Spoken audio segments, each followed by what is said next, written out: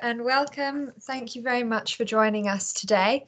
The reason why we have invited you to our webinar today is to raise greater awareness on the relevance of climate change and why it should be important to your business, as well as to inform you about the EcoActive Business Network to support the growth towards a more sustainable business community here in Jersey.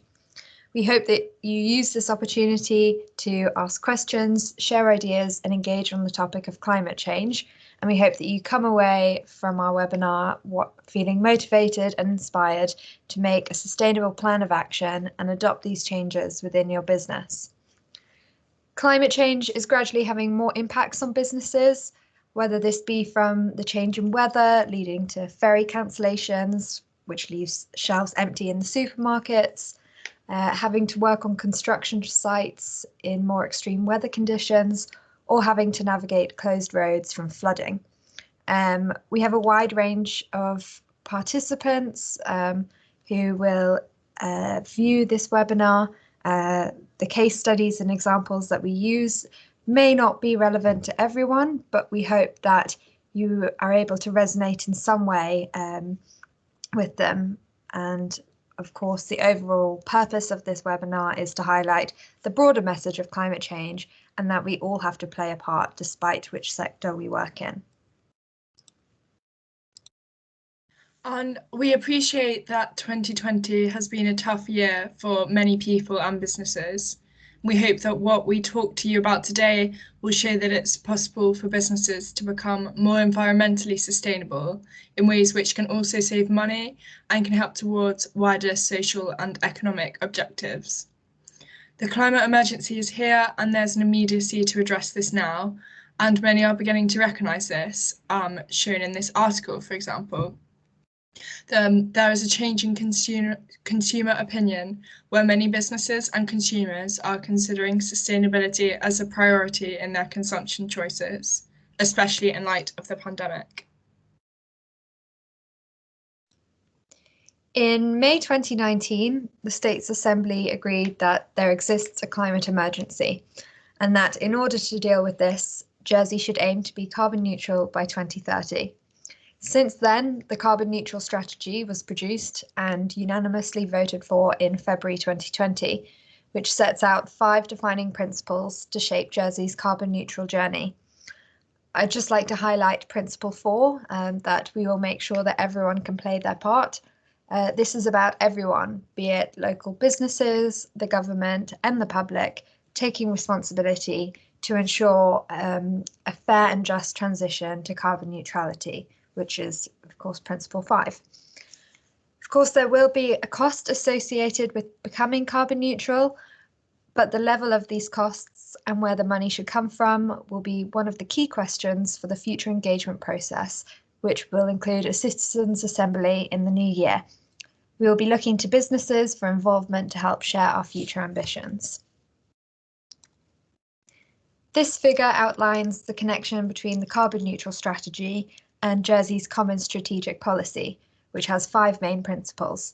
The reason why it's in the shape of a circle is to highlight how all strategies interlink, in which the environment and business strategies are where your involvement as businesses come in, further supporting the carbon neutral strategy. So the carbon neutral strategy impacts the sustainable, vibrant economy and skilled local workforce by establishing Jersey's reputation as a responsible, low-carbon jurisdiction.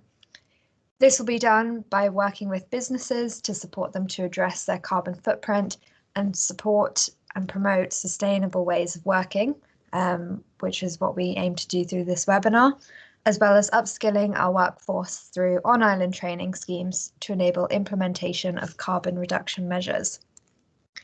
And this all interlinks closely with protecting and valuing our environment by contributing to global carbon reduction targets.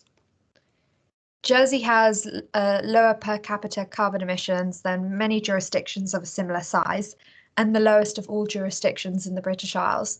Therefore, Jersey is starting off in a really great and fortunate position, and we want to strengthen this by working with businesses to maintain this.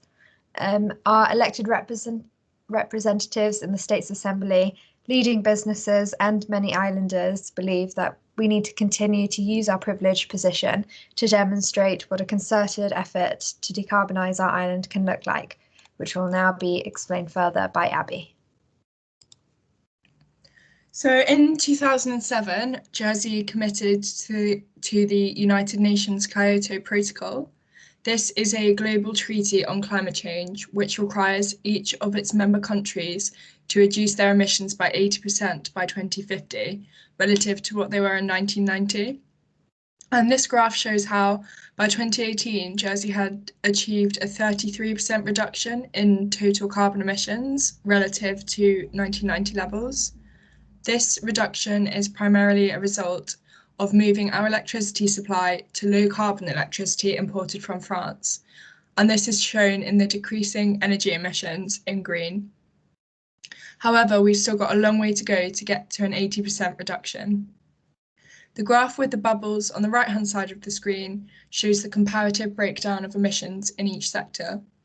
As you can see, the business sector accounts for 15% of total emissions, as highlighted in the grey circle. So this next slide highlights the breakdown of these business sector emissions, which is separated into 12 different subsectors as shown. As you can see, total emissions have actually increased slightly since 1990 levels. And it's also important to note here that transport emissions from businesses are accounted for in the transport sector rather than the business sector.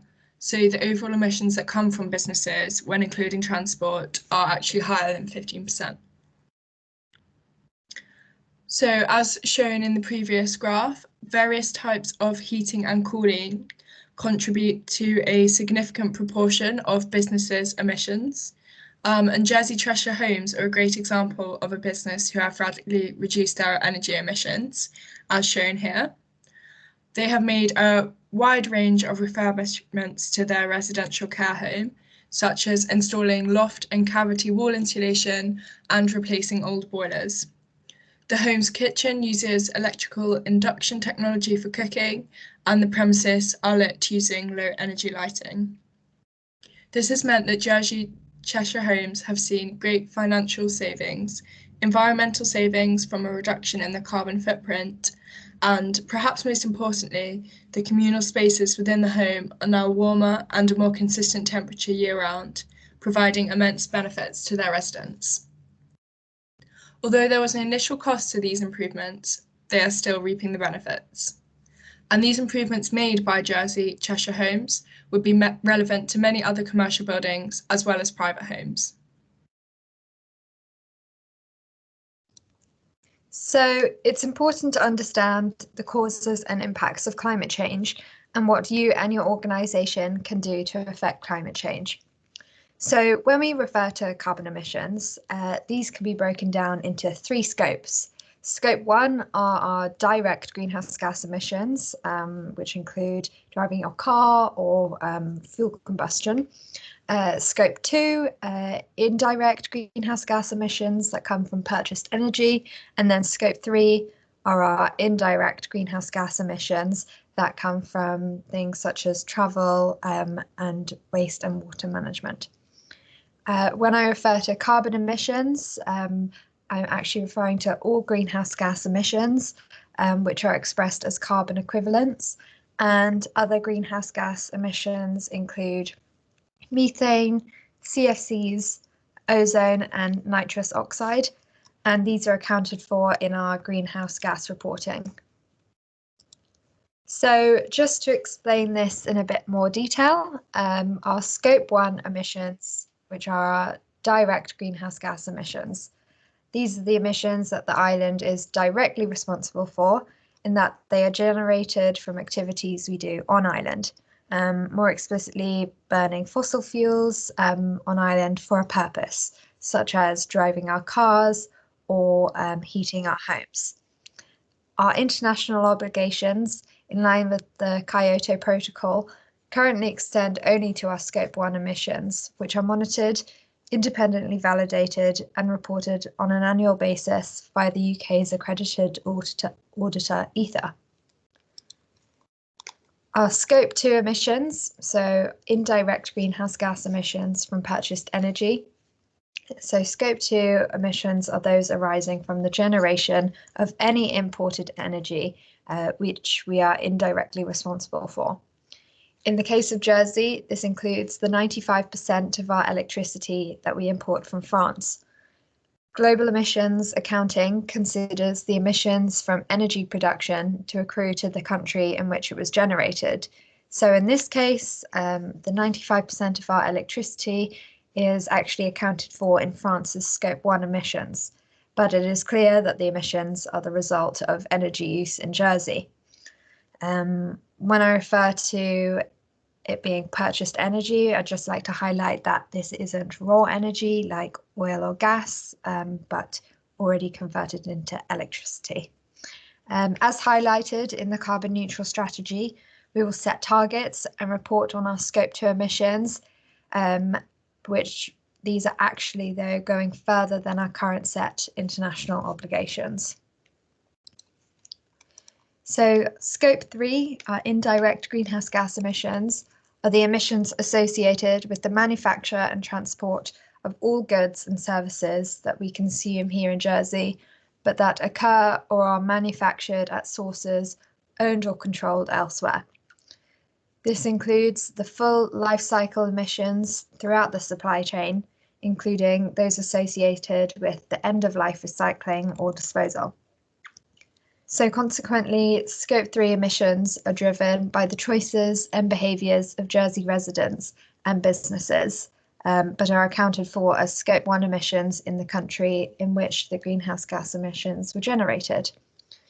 Examples of Scope 3 emissions include, firstly, the energy that was used to manufacture your smartphone in China, for example, burning of marine diesel to ship fruit and veg from Spain to Jersey, or the aviation fuel consumed on your flight from Gatwick to South Africa for a business meeting. So clearly, Scope 3 is the largest of the three scopes. We can't measure Scope 3 emissions, but pretty much everything that we buy will have been manufactured elsewhere. So this is by far our biggest impact. We often hear people say, why should Jersey do anything when they mention China being such large emitters. However, Jersey is a relatively wealthy island and its residents are big consumers, which explains why Jersey must continue to reduce its emissions despite being a relatively small geographical size. So just to summarise again on the scopes, Scope 1 are our direct emissions that come from burning fossil fuels to heat our homes or drive our cars on island. Scope 2 are our indirect emissions from our electricity, and Scope 3 emissions, the indirect emissions, from all other goods and services that we consume here in Jersey but are sourced from elsewhere. So, the importance of a sustainable business. There is growing awareness and acceptance of the need to adopt sustainable development strategies into business practice. Sustainable development is defined as meeting the needs of the present without compromising the needs of the future. Sustainability is the megatrend of our time, and it's forcing businesses and organizations to adapt and innovate to stay competitive. This requires a shift from short-term performance to longer-term strategies to support your ongoing sustainability. Sustainable development, as highlighted in Figure 9, can be broken down into 3 pillars, also known as the triple bottom line, including economic, social, and environmental factors. So this is just to highlight that it's not just the environmental perspective, but that you need the balance of the 3 pillars for long-term sustainable development.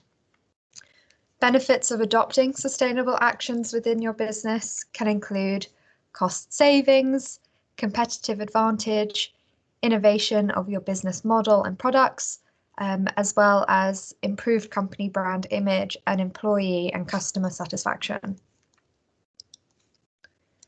So the UN Sustainable Development Goals, I'm sure many of you will have heard of these before, But these are made up of 17 goals that outline the blueprint to achieve a better and more sustainable future for all. The 3 pillars of sustainable development are integral aspects to achieving these goals.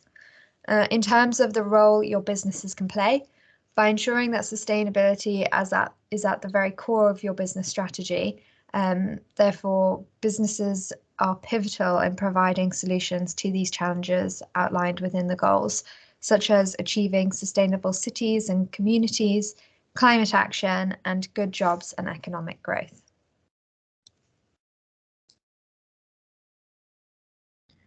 So what your business can do. The benefits of becoming more sustainable as a business are not only environmental, but can also save your business money, are good for business reputation and for the green economy. The first principle of Jersey's carbon neutral strategy recognises that the choices we make have a significant impact on our scope 1, 2 and 3 emissions, so it is important that we understand the impact our local choices can have across the world, including recognising the impact that Jersey-based businesses can have. But it's also important to recognise that even the small steps we each take can add up to make a huge difference. Some small ideas for businesses which will reduce costs include installing timers on office and shop lighting to ensure that lights are turned off, for example, half an hour after everyone has left the building, printing only if necessary, and if so, printing double-sided, saving resources and money. It's important to consider the waste hierarchy as shown on the slide, and this is where you prioritise reducing the amount of waste you produce, hence reducing your consumption and your costs, then reusing the materials if you can, and then consider disposing of the waste you have left in a different way. Examples of reducing waste in the workplace include using refillable and eco-friendly cleaning products, discouraging and not stocking single-use cutlery and coffee cups, and other business examples can include buying stock in bulk to save money, reducing transport emissions and reducing packaging. It's important to also think about where your materials and your stock is coming from. Are they made from sustainable FSC wood, for example, or from sustainable cotton, in the example of clothing? And you can also consider whether your office or site machinery are being overused or overworked, which could lead them to becoming less efficient. And for those of you that work in construction, you could perhaps consider sweeping a site instead of hosing it down, which could prevent chemicals from entering the water system. These are just a few small ideas, but we will now discuss more schemes which EcoActive currently assist with and which could make more significant changes to your business and your environmental footprint.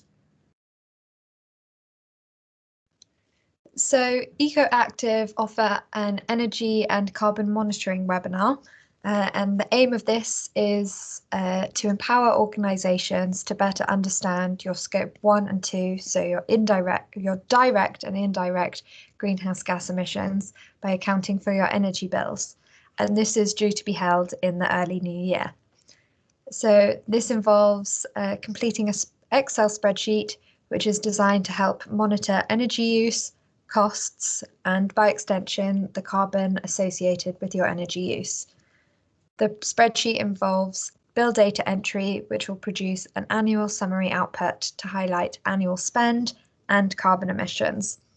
By understanding current energy use, this workshop gives organisations the potential to save money, prioritise how to reduce energy use, measure success, reduce your scope 1 and 2 emissions, and help respond to the climate emergency. One example of how beneficial monitoring can be was demonstrated at our Infrastructure for Housing and Environment building, formerly known as the Environment Department at Howard Davis Farm. The team observed a large increase in their water bill, yet could not pinpoint any change in their behaviour of water consumption. Consequently, the team were able to identify that there had been a small and continuous leak within their water supply, and because it was so small, Jersey Water hadn't noticed. So the department were able to notify Jersey Water to get the pipe repaired, which was great for two reasons.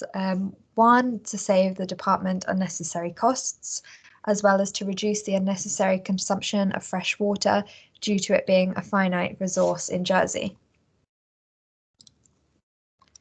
So a case study that we have for you is with Rosgawa, who are a great example of a business who've been able to reduce their energy consumption by making some easily adopted and minor changes.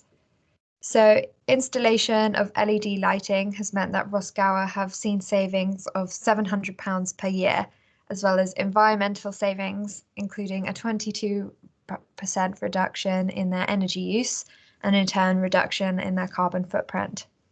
Although there was an initial cost to these improvements, they're still reaping the benefits today. Lighting typically costs for 15% of an office's energy consumption, with LED lighting can be over 80% more efficient than traditional lighting. So this can cause a great impact. The improvements made by Rosgawa would be relevant to all commercial buildings as well as private homes. So this is a relatively easy change that we would hope to encourage your businesses to make.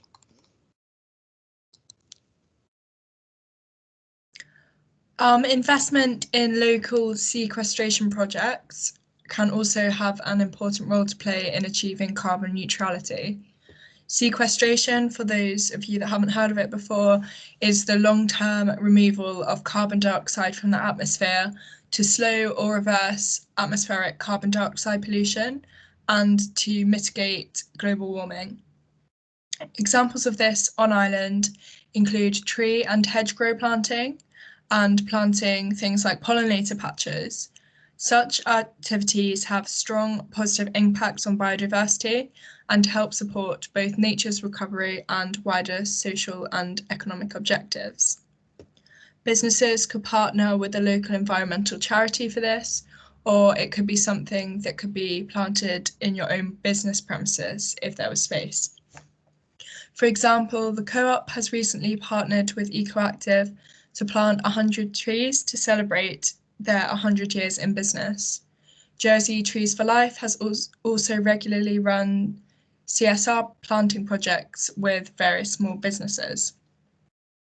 I also want to briefly mention offsetting here, as it's impossible to reduce all carbon emissions, such as the residual emissions left over, for example, from things like inhalers.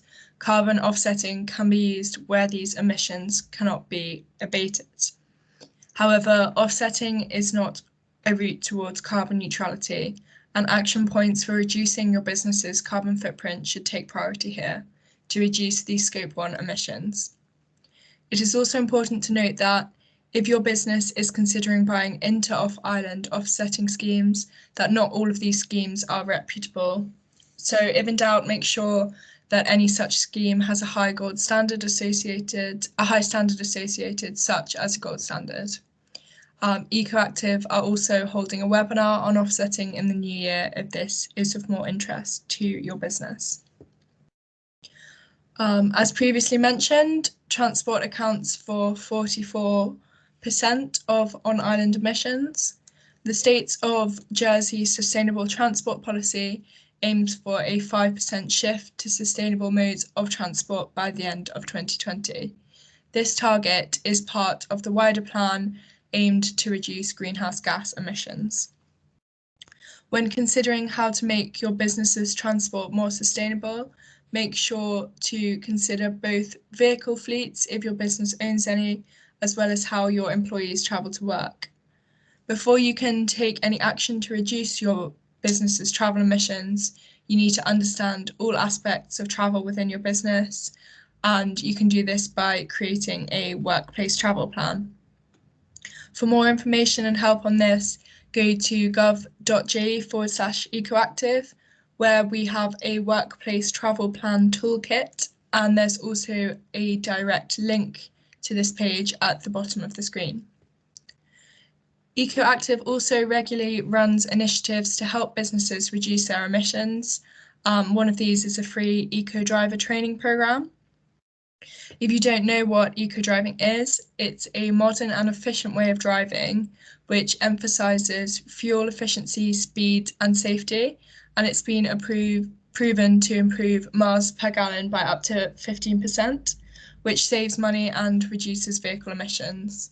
And this scheme will be running in the new year for all eco-active businesses. These are just a few ways in which your businesses can reduce vehicle emissions. Jersey Post is a great example of such business who have made their travel more sustainable. The majority of their vehicles are now electric, and they have a programme in place to replace all their vehicles for low carbon alternatives where possible, such as electric vans and bikes, as well as cargo bikes and road bikes. The running cost of their electric vehicles are much lower than diesel and petrol models, costing only 2p a mile to run, if charged on the cheapest electricity tariff. And this will reduce Jersey Post's carbon footprint by 35 tonnes a year at least, as each replacement van's emissions will emit about 95% less than their counterparts. So what your business can do. The EcoActive Business Network is an environmental management scheme for businesses or organisations. Joining the business network shows you how to take action to lower the environmental impact of your business. Every business here is different, so you can set your actions to suit your business, and EcoActive can help you tailor these to suit business targets. So one of our pre-existing members of the EcoActive Business Network are the Radisson Blu, who are actually an EcoActive business leader. They have a Think Planet pillar, which is one of their 3 pillars of responsible business, the aim of which is to reduce the hotel group's negative impact on the environment. In real terms, this means that an energy and environmentally conscious culture runs through all aspects of the organisation. The hotel has a responsible business coordinator, and all employees are given training at induction and monthly environmental updates. The foundation of this energy-saving culture is a simple but comprehensive system of daily monitoring. As part of the daily maintenance checks, each of the gas, electricity and water meters are checked and the readings are recorded. The hotel's records stretch back to 2008, as seen in figure 11. Obviously, to highlight 2020, this has been a very different year for the hospitality sector, but prior to that, it is clear that the Radisson was making clear and gradual reductions in its energy use. Although it's been more challenging to find, as the easiest wins have already been introduced, the monitoring has shown that the biggest impact measures that they've introduced are from, firstly, optimizing the building management system, ongoing maintenance of air handling units, introducing good habits with staff, and installing LED lighting in public and back of house areas. These were all measures that the EcoActive Business Network was able to support, and we hope that these are measures that you would be able to adopt within your businesses also.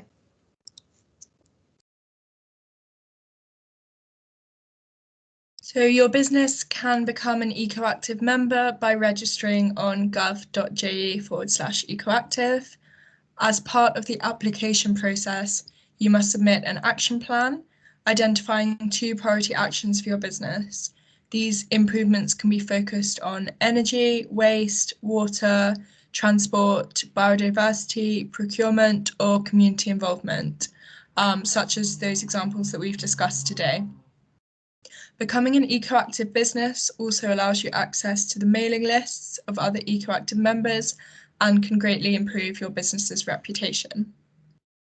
Businesses will also have access to schemes such as free eco driver training, energy monitoring help, things like tractor driver training, and personal insights into how to reduce your emissions. It is important to set environmental actions and targets for your business, and these should be integrated within your business plan to make sure that everyone is aware of what you're doing and that it becomes normal behaviour for your staff, and also so that you know what needs to be done to meet and reach these targets. So just to summarise what we've discussed today, we argue that it's never been a more important time to adopt sustainable strategies within your business. One way, offsetting can be used where emissions cannot be abated, but the priority is to actively reduce Scope 1 emissions through incentives such as sustainable and active travel, energy monitoring, and the adoption of the carbon neutral strategy principles as outlined on the screen. The Eco-Active Business Network can help your businesses become more environmentally sustainable. So we really hope that you are encouraged to sign up. But I'd just like to say thank you for taking the time to listen to us today. And we hope that you come away from our webinar feeling motivated to make a sustainable plan of action and adopt these changes within your business. If you have any further questions after listening to this webinar, please feel free to email us via our ecoactive@gov.je email, and we'll be happy to answer them. Thank you very much.